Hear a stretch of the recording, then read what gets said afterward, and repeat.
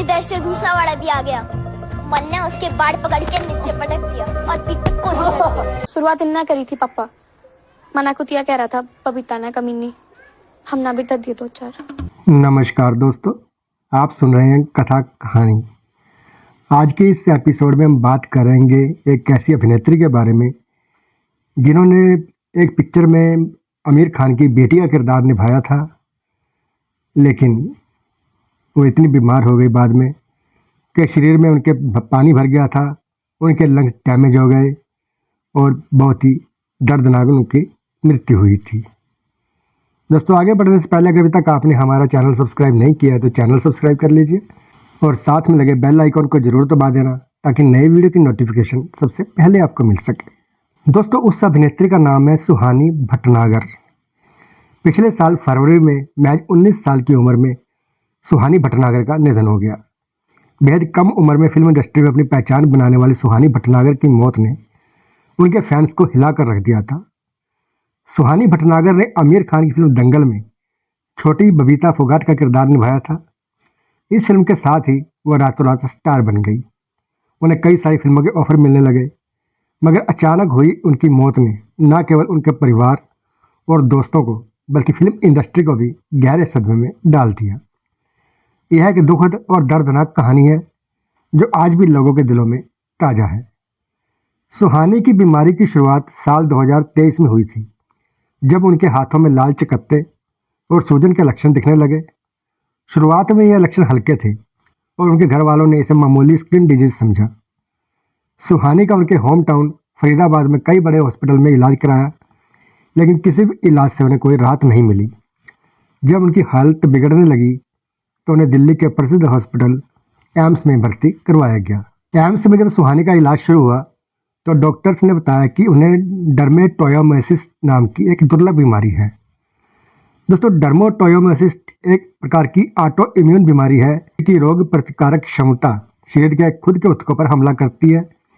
इस बीमारी में त्वचा पर चकत्ते, मांसपेशियों में सूजन और शरीर में कई अन्य जटिलताएं उत्पन्न हो जाती हैं।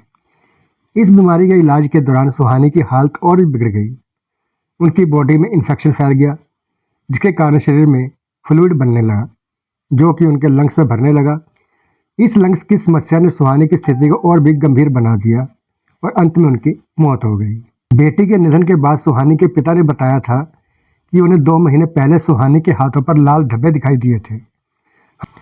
हमें लगा यह किसी एलर्जी का परिणाम हो सकता है, वो इसलिए हमने फरीदाबाद के कई हॉस्पिटल में स्किन डॉक्टर से परामर्श किया, लेकिन इसका सही इलाज नहीं हो सका। जब सुहानी की हालत और बिगड़ी तो हमने दिल्ली के एम्स हॉस्पिटल में उसे भर्ती कराया, लेकिन वहाँ भी कोई सुधार नहीं हुआ। ज़्यादा लिक्विड जमा होने के कारण उनके फेफड़े डैमेज हो गए थे। सुहानी भटनागर की मौत के बाद उनकी मां पूजा भटनागर ने मीडिया से बातचीत में कहा कि आमिर खान उनकी बेटी सुहानी के साथ कॉन्टैक्ट में थे।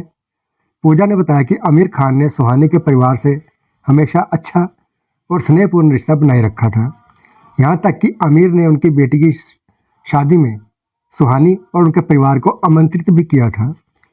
पूजा भटनागर ने यह भी कहा कि अगर सुहानी के परिवार ने आमिर को एक संदेश भेजा होता और उन सुहानी की हालत के बारे में जानकारी दी होती तो आमिर खान तुरंत फ़ोन करके उनका हाल चाल पूछ लेते।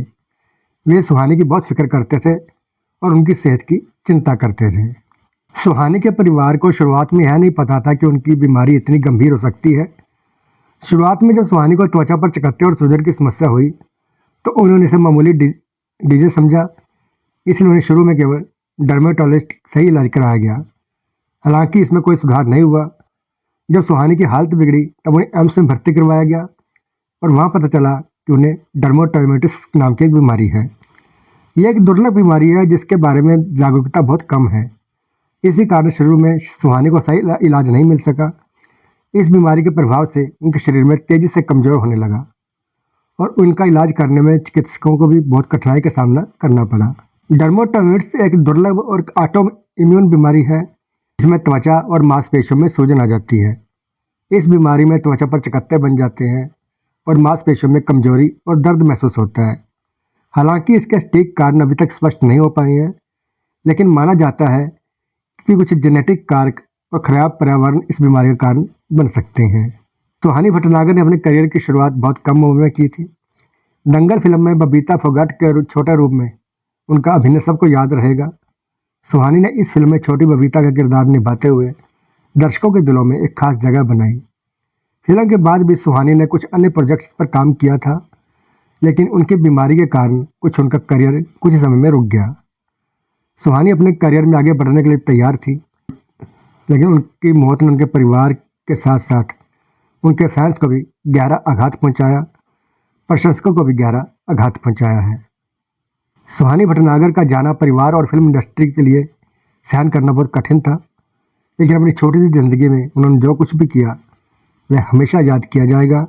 उनकी मेहनत, उनकी मासूमियत और काम लोगों के दिलों में हमेशा जीवित रहेगा।